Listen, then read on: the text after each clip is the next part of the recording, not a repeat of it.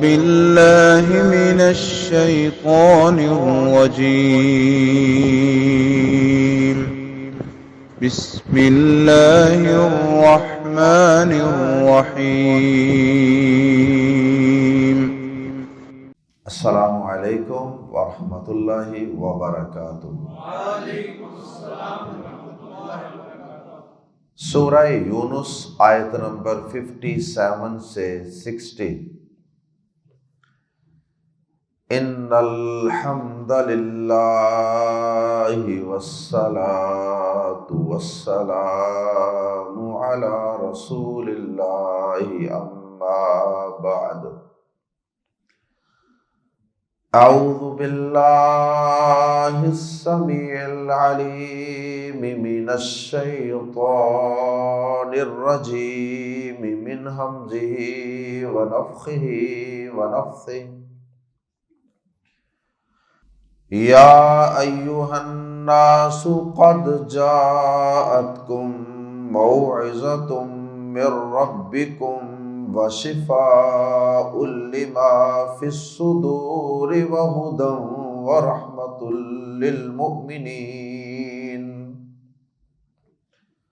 قل بفضل الله وبرحمته فبذلك فليفرحوا هو خير مما يجمعون۔ قل أرأيتم ما أنزل الله لكم من رزق فجعلتم منه حراما وحلالا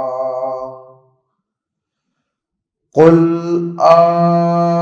الله أذن لكم أم على الله تفترون؟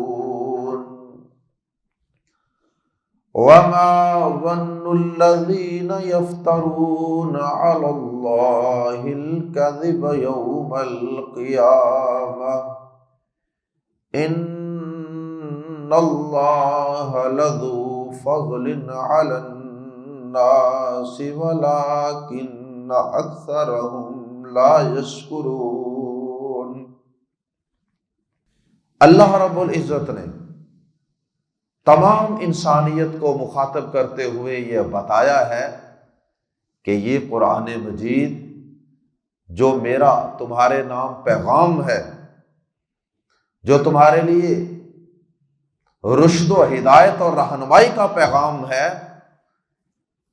یہ تمہارے لیے کتنی بڑی میری نعمت ہے اور یہ میرا کتنا بڑا فضل اور رحمت ہے۔ اللہ رب العزت نے یا ایھا الناس کے الفاظ سے خطاب فرمایا، اس لیے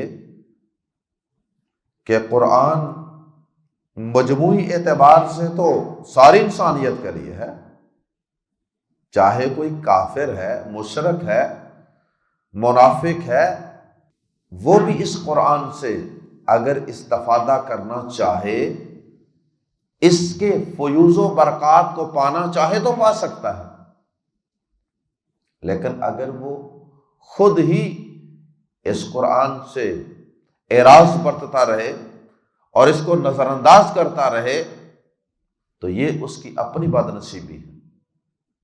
اللہ رب العزت نے یہاں قرآن مجید کے متعلق جو چیزیں بیان فرمائیں ان میں سے سب سے پہلی بات یہ ہے کہ یہ قرآن مجید تمہارے رب کی طرف سے تمہارے پاس ایک پیغام آیا ہے،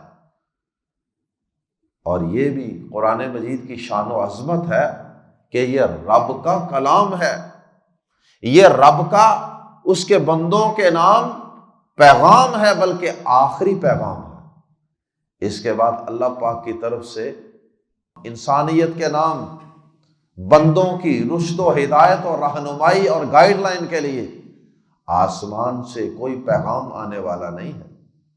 اللہ اکبر۔ اسی لیے تو جب نبی صلی اللہ علیہ وسلم دنیا سے تشریف لے جا رہے تھے تو کئی صحابہ پھوٹ پھوٹ کر رونے لگ گئے کہ اب آسمان سے وحی کا سلسلہ ہمیشہ کے لیے منقطع، اب آسمان سے کبھی بھی اللہ پاک کا کوئی پیغام آنے والا نہیں ہے۔ سب سے پہلے تو یہ پیغام تمہارے رب کا پیغام ہے۔ دوسرے نمبر پہ اللہ پاک نے اس قرآن کو سینوں کی بیماریوں کے لیے شفا قرار دیا۔ پہلے فرمایا من ربکم، اور پھر اس کے بعد اللہ پاک نے اس قرآن مجید کو موعظۃ قرار دیا۔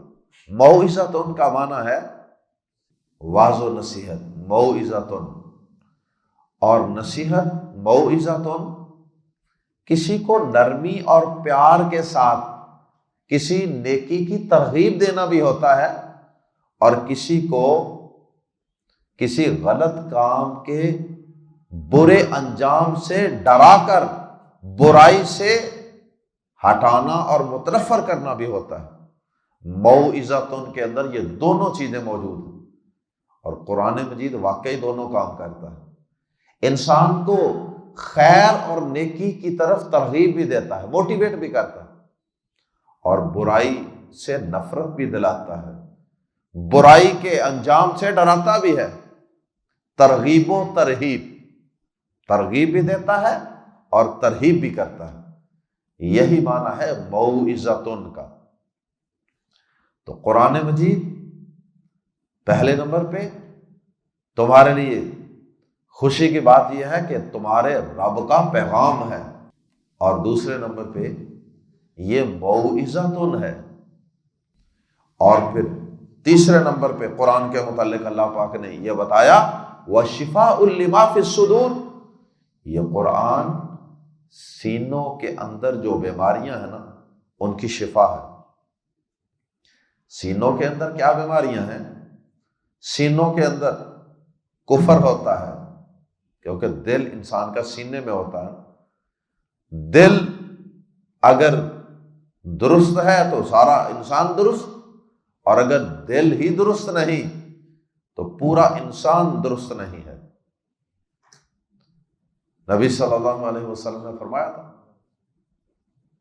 الا وہی القلب، آگاہ ہو جاؤ، وہ گوشت کا لوتھڑا، وہ تمہارا عضو، وہ دل ہے، اگر وہ درست سارا جسم درست۔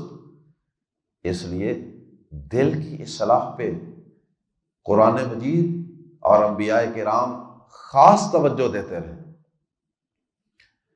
تو فرمایا وَشِفَاءٌ لِمَا فِي الصُّدُورِ، جو تمہارے سینوں میں ہے یعنی تمہارے دلوں میں، اور مراد ہیں بیماریاں، نقص، خامیاں، کمزوریاں، کفر ہے، اللہ کا انکار۔ قرآن شفا دے گا اگر پڑھیں گے تو، آخرت پر، قیامت پر یقین بڑھ جائے گا۔ سینے میں شرک ہے، اللہ کے علاوہ اور ہستیوں کی محبت ہے، اور چیزوں کے بت بنا کے دل میں رکھے ہوئے ہیں، اور انسان ان کو پوجتا ہے۔ کوئی ساری زندگی بینک بیلنس، مال و دولت، پراپرٹی، جائیداد کا بت بنا کے اس کو پوجتا رہتا ہے، نہ عبادت کی فکر، نہ خالق و مالک کی فکر۔ کوئی اپنے حسن و جوانی کا بت بنا کے ساری زندگی اس کو پوج رہا ہے، کوئی خواہشات کے بت کو پوج رہا ہے، اور کوئی اقتدار کے بت بنا کے ساری زندگی اقتدار کے حصول کے لیے وقف کر دیتا ہے، اور اسی اقتدار کے بت کو ہی پوجتا رہتا ہے، اور زندگی کا مقصد اور نصب العین بنا لیتا ہے۔ اور کسی نے تو باقاعدہ پتھر کے بت گڑ کے ان کو پوجنا شروع کر دی، اور کسی نے کسی محبوب کو اپنے دل میں سجا لیا، اور اس کو پانے کی تڑپ میں ساری زندگی گزار دی۔ وہ مجھے مل جائے، وہ محبوب مجھے مل جائے۔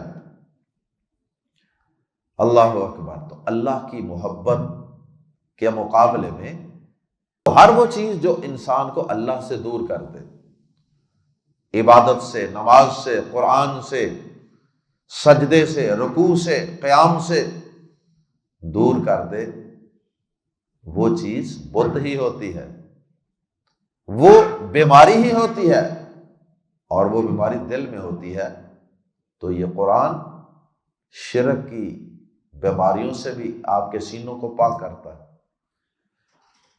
اور اسی طرح دل کے اندر نفاق کی بیماری ہو سکتی ہے، نفاق، منافقت، ڈپلومیسی، اس دل کے اندر نمود و نمائش اور ریاکاری کی بیماری بھی ہوتی ہے، اس دل میں حسد کی بیماری بھی ہوتی ہے۔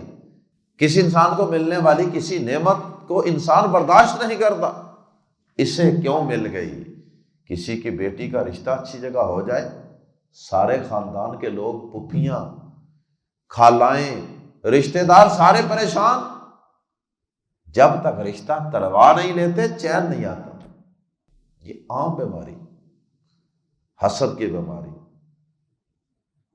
شریکہ، برادری، فلاں بھائی کے پاس، فلاں کزن کے پاس اتنا کچھ ہے، میرے پاس نہیں ہے، لہذا ہر وقت اسی الجھن میں۔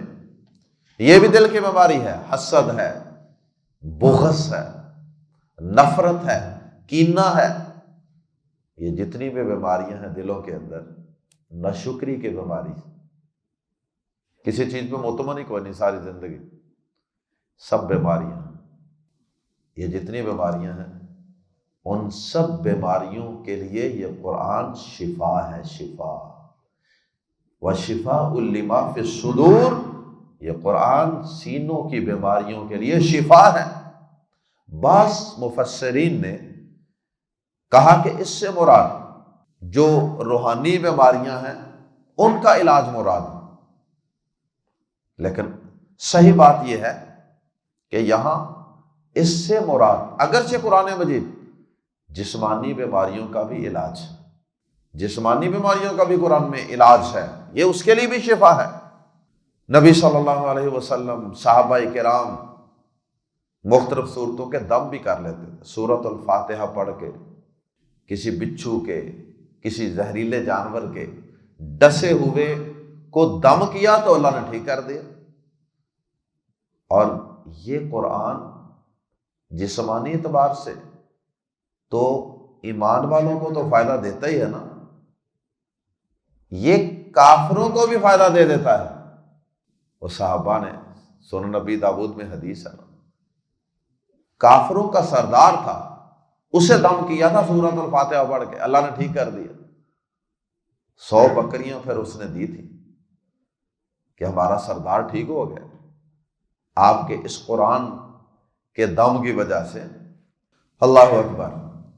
تو قرآن کا دم بھی کیا جا سکتا ہے، قرآن کا دم بھی کیا جا سکتا ہے، لیکن اس آیت کریمہ میں اس سے مراد شفاء لما فی الصدور سے مراد روحانی بیماریاں، اندرونی بیماریاں، کیونکہ یہ قرآن جو ضدی ہٹ درب ہوتے ہیں نا، جو اس قرآن کو نہیں ماننا چاہتے، یہ قرآن ان لوگوں کی روحانی بیماریوں کو دور کرنے کا ذریعہ نہیں بنتا۔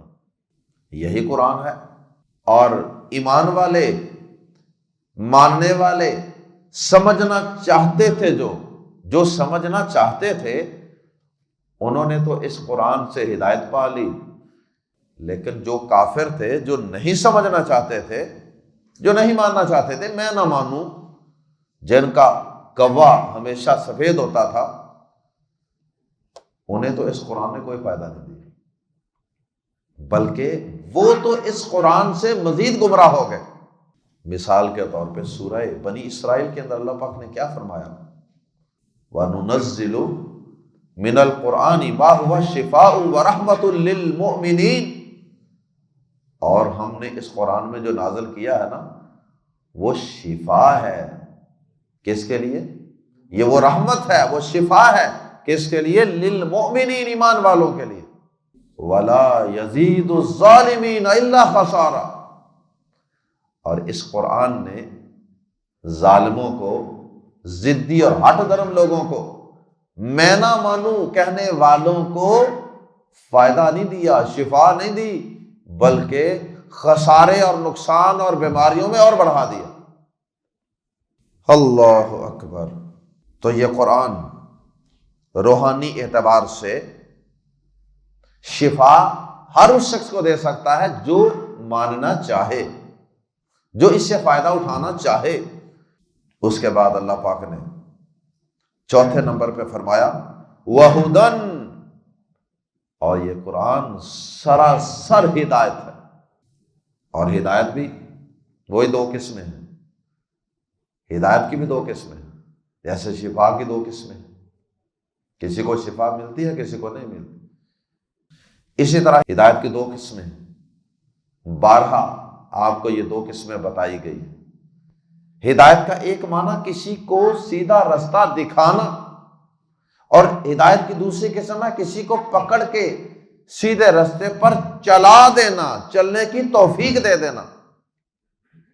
قرآن سیدھا رستہ دکھاتا تو ہر ایک کو ہے بلا امتیاز، ہر ایک کو سیدھا رستہ دکھاتا ہے، کافر ہو یا مومن، لیکن سیدھے رستے پہ چلاتا ہر ایک کو نہیں ہے۔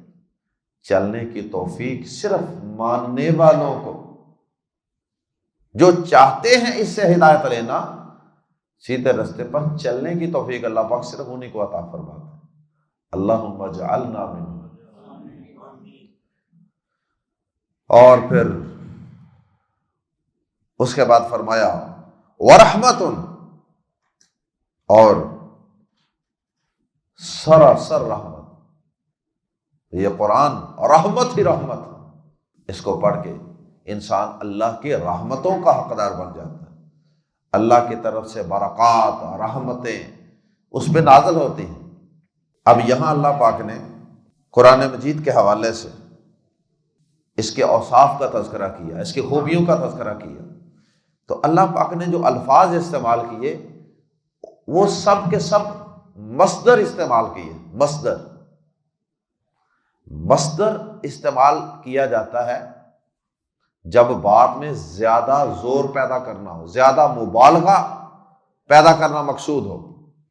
مثال کے طور پہ اللہ پاک نے قرآن مجید میں یہ نہیں کہا کہ ان اللہ هو العادل، اللہ پاک عادل ہے، اسم الفاعل استعمال نہیں کیا۔ عادل کا مطلب ہوتا ہے عدل کرنے والا، یہ اسم الفاعل کہتے ہیں اس کو۔ اس کے بجائے اللہ پاک نے کیا کہا؟ ان اللہ هو العدل، عدل مصدر ہے۔ تو اللہ پاک نے یہ نہیں کہا کہ اللہ عادل ہے، بلکہ اللہ پاک عدل ہے۔ عدل تو ایک چیز کا نام ہے، ایک کام کا نام ہے، لیکن اللہ پاک نے وہ مصدر عدل کا استعمال کر کے یہ بتا دیا کہ اللہ پاک صرف عدل کرنے والا نہیں، بلکہ اتنا زیادہ عدل کرنے والا ہے، اتنا زیادہ عدل و انصاف کرنے والا ہے، یوں سمجھ لو کہ عدل و انصاف نام ہی اللہ کا ہے۔ اللہ اکبر۔ ایسے سمجھ لیں آپ جیسے کوئی شخص بہت زیادہ روزے رکھنے والا ہو، نفلی روزے بہت زیادہ رکھتا ہو، جیسے آپ نے بھی آج ماشاءاللہ سوار کا روزہ رکھا ہو، نفلی روزے رکھنے والا ہو، جب وہ آئے تو اسے یہ کہنے کی بجائے کہ جی روزہ دار آیا ہے، یہ کہنے کی بجائے یہ کہہ دیا جائے کہ روزہ آیا ہے، جناب روزہ صاحب تشریف لائے، تو اس کا مطلب مبالغہ ہوتا ہے۔ اللہ پاک نے بھی یہاں یہ نہیں کہا کہ قرآن مجید شفا دینے والا ہے، ہدایت دینے والا ہے، نہیں، قرآن مجید شفا ہے، گویا کہ شفا نام ہی قرآن کا ہے، ہدایت نام ہی قرآن کا ہے۔ اللہ اکبر۔ اور پھر آخر میں اللہ پاک نے ایمان والوں کو کہا کہ اللہ کے اس فضل اور اس کی اس رحمت کے ملنے پر خوش ہو جاؤ۔ ایمان والو خوش ہو جاؤ کہ اللہ پاک نے تمہیں یہ اتنی عظیم دولت قرآن مجید کی شکل میں عطا فرمائی، اور یہ قرآن کی دولت جو اللہ نے تمہیں دی ہے نا، یہ اس سے کہیں بہتر ہے جو لوگ جمع کر رہے ہیں، جس کے پیچھے لوگ بھاگ رہے ہیں۔ اور اللہ پاک فرماتے ہیں یہ دنیا والے جو کچھ بھی جمع کر رہے ہیں، جس چیز کے پیچھے بھی بھاگ رہے ہیں، حسن، جوانی، قوت، طاقت، مال، دولت، بینک بیلنس، ڈگریاں، جس چیز کے پیچھے بھی لوگ بھاگ رہے ہیں اور ان کو حاصل کرنے کی، ان کو جمع کرنے کی کوشش کر رہے ہیں، اللہ پاک فرماتے ہیں کہ یہ قرآن ان سب سے بہتر۔ آئیے قرآن مجید کے الفاظ میں پڑھتے ہیں، یا ایھا الناس، اے لوگو، قد، بے شک، جاءت، آئی ہے، کن، تمہارے پاس، موعظۃ، عظیم نصیحت۔ موعظۃ کی تنوین کی وجہ سے ہم ترجمہ کر رہے ہیں عظیم نصیحت، من ربکم، تمہارے رب کی طرف سے۔ اے لوگو، بے شک تمہارے پاس تمہارے رب کی طرف سے عظیم نصیحت آئی ہے، وشفاء، اور سراسر شفا ہے۔ یہ بھی مصدر ہونے کی وجہ سے ہم ترجمہ کر رہے ہیں سراسر، یعنی شافی نہیں کہا، شفا دینے والی نہیں، بلکہ شفا نام ہی اس کا ہے، مصدر ہونے کی وجہ سے، اور ویسے بھی تنوین ہے، اس وجہ سے ہم اس کا ترجمہ کر رہے ہیں وشفاء، اور سراسر شفا ہے، شفا ہی شفا ہے اس میں۔ لی، کے لیے، کس کے لیے؟ کن بیماریوں کے لیے؟ ما، جو کچھ فی الصدور، سینوں میں ہے، اور جو سینوں میں ہے اس کے لیے سراسر شفا ہے، اور جو سینوں میں ہے اس کے لیے سراسر شفا ہے، وہدن، اور سراسر ہدایت ہے، منبع رشد و ہدایت۔ ہدن بھی مصدر ہے اور ویسے بھی تنوین، وہدن، اور سراسر ہدایت ہے، ورحمت، اور بہت بڑی رحمت ہے، للمؤمنین، ایمان والوں کے لیے۔ اور یہ قرآن ایمان والوں کے لیے سراسر رحمت ہی رحمت ہے، بہت بڑی رحمت ہے اللہ پاک کی۔ اور یہ کتنی بڑی رحمت ہے، یہ کتنی بڑی دولت ہے، یہ ایمان والوں سے پوچھیں جو اس قرآن پر ایمان بھی رکھتے ہیں اور اس کو سمجھ کر پڑھتے بھی ہیں، ان سے ذرا پوچھیں۔ اللہ اکبر، یہ قرآن کتنی بڑی دولت، کتنی بڑی رحمت ہے اللہ پر۔ اگر یہ قرآن نہ ہوتا کیا زندگی ہوتی؟ میرے دل میں ایک خواہش پیدا ہوتی ہے، چلیں آپ سے شیئر کر لیتے ہیں۔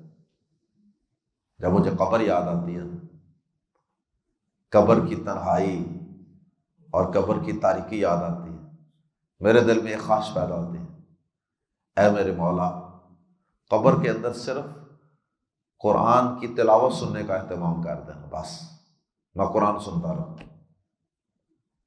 اللہ کے لیے کیا مشکل ہے، وہ ایسا کوئی بندوبست کر۔ اللہ اکبر، قل، کہہ دیجئے اے نبی صلی اللہ علیہ وسلم، بفضل اللہ، اللہ کے فضل سے،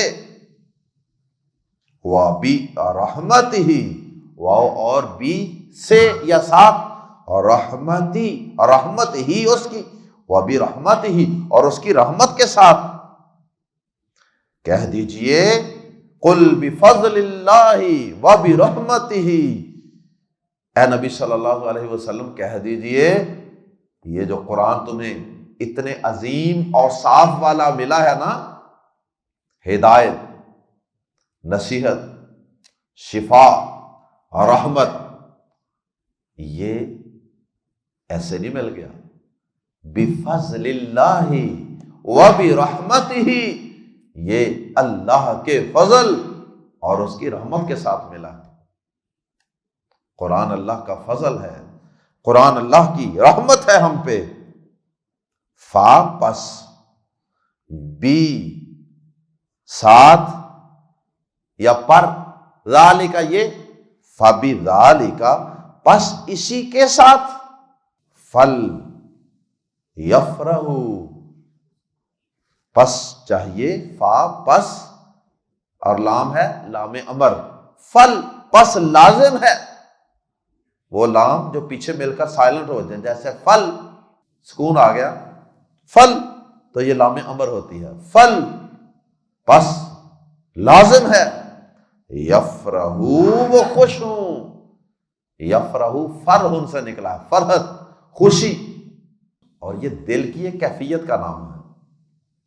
فَبِذَلِكَ فَلْيَفْرَحُوا، پس اسی کے ساتھ یا پس اسی پر پھر لازم ہے کہ وہ خوش ہوں، کون؟ ایمان والے، ایمان والے اسی پر خوش ہوں، اس اللہ کے فضل پر، اس اللہ کی رحمت پر، اس دین حنیف پر، اس قرآن مجید پر، اور جس پیغمبر آخر الزمان خاتم النبیین رحمت للعالمین پر یہ قرآن اترا ہے، یہ سب اللہ کا فضل ہے، اللہ کی رحمت ہے، لہذا ایمان والوں کو ان سب نعمتوں کے ملنے پر خوش ہونا چاہیے۔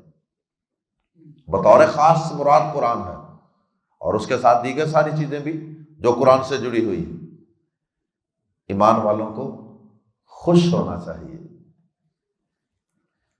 اللہ اکبر۔ ہمارے بعض مسلمان بھائیوں نے یہاں سے یہ مطلب نکالنے کی کوشش کی کہ پس لازم ہے کہ وہ خوشی منائیں۔ انہوں نے قرآن کے معصومیت میں، بولے پن میں، لا علمی میں انہوں نے اس کا ترجمہ ہی بدل دیا، فَلْيَفْرَحُوا، پس لازم ہے کہ وہ خوش ہوں۔ کسی دنیا کی لغت میں آپ کو قاموس اٹھا لیں، المعجم الوسیط اٹھا لیں، کوئی بھی آپ لغت عربی کی اٹھا کے دیکھ لیں،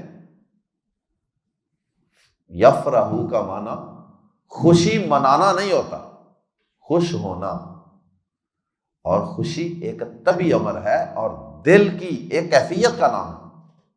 تو سال میں ایک دفعہ نبی صلی اللہ علیہ وسلم کی ولادت باسعادت کو منا لینا، اور اس پہ ہی اس آیت کو فٹ کر کے پورے سال کے لیے نہ مسجد جانا ہے، نہ نبی جیسا چہرہ پسند، نہ نبی کی ادائیں پسند، نہ نبی نے جو ساری زندگی دعائیں پڑھی وہ دعائیں یاد، نہ نبی جیسا لین دین، نہ نبی جیسا اخلاق، نہ نبی جیسا کردار، نہ نبی جیسی عبادت، نہ نبی جیسا روزہ، نہ نبی جیسی تہجد، کسی چیز کی کوئی پرواہ نہیں، صرف سال میں ایک دفعہ اس آیت سے زبردستی معنی نکال کر خوشی منا لینا، اور پھر پورا سال کوئی خوشی نہیں نبی کی۔ یہ خوشی منانا نہیں ہے، یہ خوش ہونا ہے، اور خوش ہونے میں اور خوشی منانے میں فرق ہے۔ خوش ہونا یہ ایک دل کی کیفیت کا نام ہے، دل کی ایک ٹھنڈک کا نام ہے، دل کے ایک احساس کا نام ہے، اور وہ مومن ہی کیا ہے جس کو اللہ کے پیارے نبی جناب محمد الرسول اللہ صلی اللہ علیہ وسلم کی ذات بابرکات کا تصور کر کے کہ وہ ہمارے نبی ہیں، ہمارے پیغمبر ہیں، اس کے دل کے اندر خوشی محسوس نہ ہو، اس کو سکون نہ آئے، اس کو ٹھنڈک محسوس نہ ہو سینے میں، وہ مومن ہی کیسا۔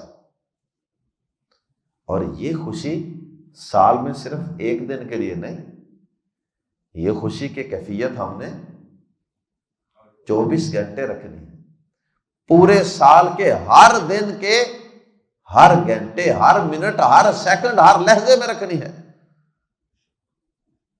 یہ نہیں کہ پورا سال نبی سے ڈسکنیکٹ ہو جائے، سال میں ایک دن نبی کے آنے کی خوشی منا لے، یہ اس آیت کا مطلب نہیں۔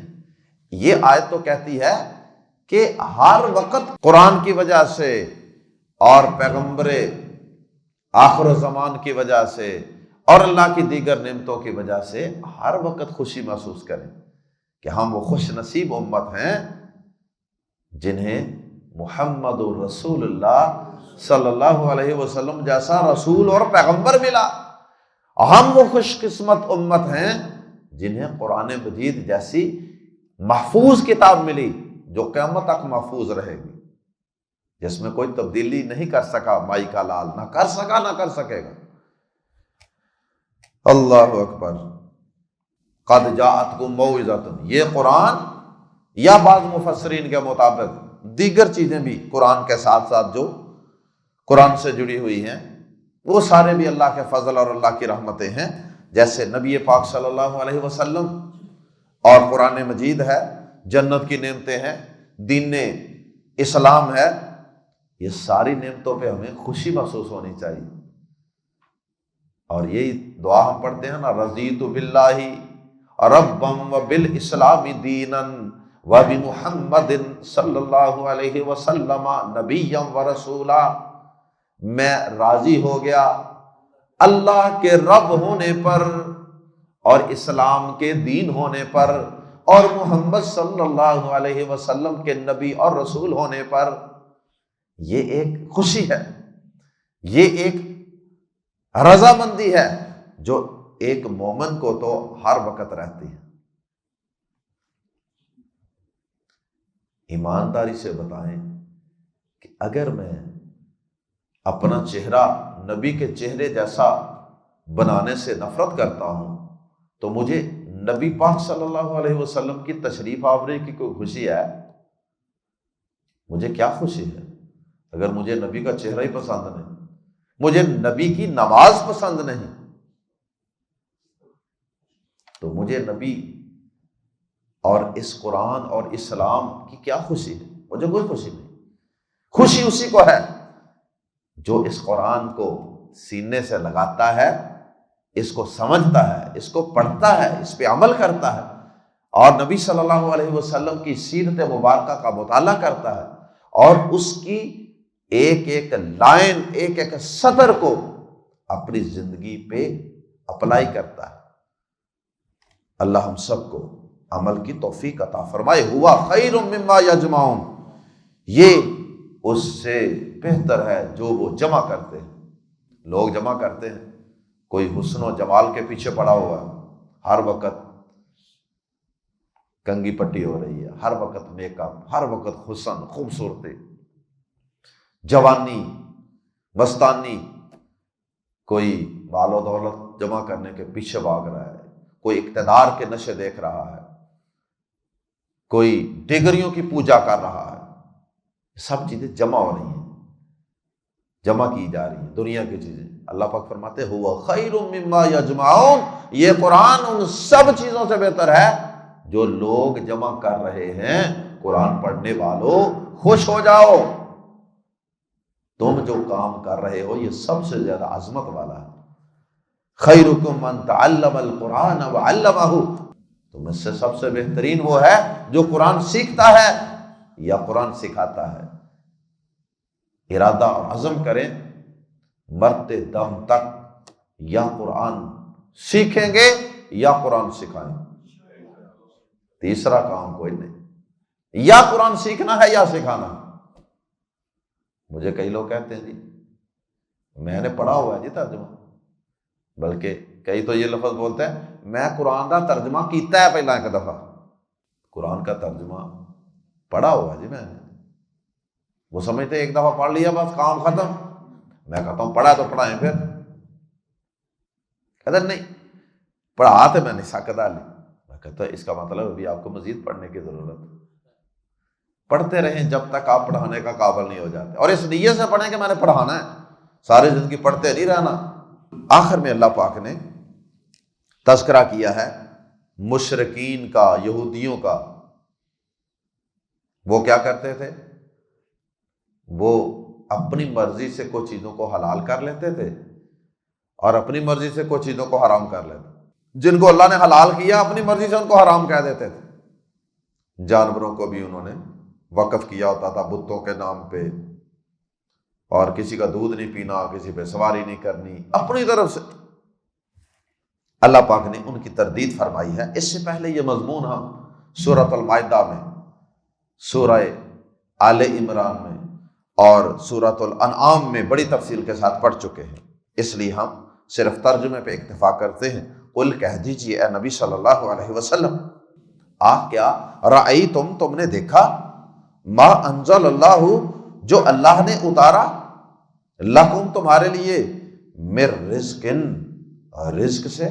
کیا تم نے دیکھا سے مراد کہ کیا تم نے اس بات پہ غور کیا کہ جو اللہ نے تمہارے لیے رزق اتارا، فا پھر جعل تم نے بنا دیا، منہ اس میں سے کچھ، من کا لفظ بعض کے معنی میں بھی ہوتا ہے، منہ اس میں سے بعض، حرامن و حلالا، تو پھر تم نے اس رزق میں سے، اللہ نے وہ تمہارے لیے بنایا تھا، تم نے اس میں سے خود ہی اپنی مرضی سے کچھ کو حلال کر دیا، کچھ کو حرام کر دیا۔ قل کہہ دیجئے، اللہ، یہ کیا ہے؟ یہ دو حمزہ اکٹھے ہو گئے تھے، کیا اللہ، اللہ نے، تو دو حمزہ مل گئے تو ان کے اوپر مد لگا دی گئی، اکٹھا کر دیا، اللہ کی بجائے اللہ، اللہ، کیا اللہ نے آدینا اجازت دی ہے، لکم تمہیں، ام یا اللہ، اللہ پر، تفترون تم جھوٹ باندھ رہے ہو، کیا اللہ نے تمہیں یہ اجازت دی ہے کہ اس کو حرام کر دو اور اس کو حرام چیز کو حلال کر دو، یا تم اللہ پہ جھوٹ باندھ رہے ہو؟ اللہ نے تو کسی کو اجازت نہیں دی کہ وہ اللہ کی شریعت میں کسی حلال چیز کو حرام کر دے اور حرام کو حلال کر دے، یہ اختیار تو کسی پیغمبر کو بھی اللہ نے نہیں دیا۔ وما، اور کیا ہے، ظنو، گمان، ظن، وما ظنو، اور کیا گمان ہے، کیا خیال ہے، کیا سوچ ہے، کیا تھنکنگ ہے، الذین، ان لوگوں کی جو یفترون باندھتے ہیں، علی اللہ، اللہ پر، الکذب، جھوٹ، اور کیا گمان ہے ان لوگوں کا جو اللہ پر جھوٹ باندھتے ہیں، وہ سوچتے کیا ہیں، یہ اتنی غلط حرکت کر کے، اتنا بڑا گناہ کر کے، اتنا گنونا جرم کر کے، وہ سوچتے کیا ہیں، یوم القیامت، قیامت کے دن کے بارے میں خیال تو آتا ہوگا، کبھی انہوں نے سوچا نہیں ہے کہ قیامت کے دن ہم کیا جواب دیں گے، کیسے اللہ کو فیس کریں گے، کیسے اللہ کے عذابوں کو فیس کریں گے، قیامت کے متعلق وہ اپنے آپ کو کیسے جسٹیفائی کر دیں کہ اتنا بڑا جرم کر کے قیامت والے دن پھر ہم کیسے بچیں گے۔ ان اللہ، حقیقت یہ ہے کہ اللہ، لام زبر لا، بلا شبہ، ذو والا، فضل، بڑے فضل، ان اللہ لذو فضل، بے شک اللہ تو بڑے فضل والا ہے۔ فضل نکرہ ہے، تنوین کی وجہ سے ہم ترجمہ کر رہے ہیں بڑا فضل، لذو فضل، بڑے فضل والا ہے، علی الناس، لوگوں پر، اس نے تو اپنے بندوں کے لیے یہ سارے جانور اور یہ ساری چیزیں حلال قرار دی تھی، صرف چند جانور، چند چیزیں اس نے حرام کی تھی، باقی تو اس نے سارا کچھ حلال رکھا تھا۔ وہ تو بڑے فضل والا تھا، اس نے تو بڑی فراوانیاں اور بڑی آسانیاں دی تھی بندوں کو، لیکن یہ بندے ہی نہ شکرے نکلے، انہوں نے خود ہی اپنی طرف سے حلال چیزوں کو حرام کر لیا اور اپنے آپ کو خود ہی مشکل میں ڈال لیا۔ ولیکن، اور لیکن، اکثرہم، ان کے اکثر، لا یشکرون، شکر نہیں کرتے۔ سبحانک اللہم وبحمدک، اشہد ان لا الہ الا انت، استغفرک واتوب الیک۔